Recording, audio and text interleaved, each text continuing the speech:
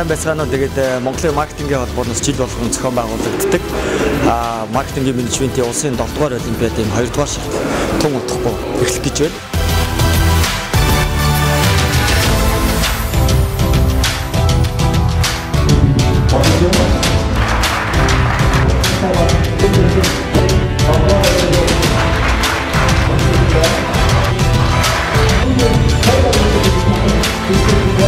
Fox Asia гэдэг бүтээлч маркетруудын уралдааныг Монгол улсдаа анх удаа албан ёсны эрхтэйгээр Монголын маркетингийн холбоо зөвшөөрлийг авч одоо онцгой эрхтэйгээр зохион байгуулж байна.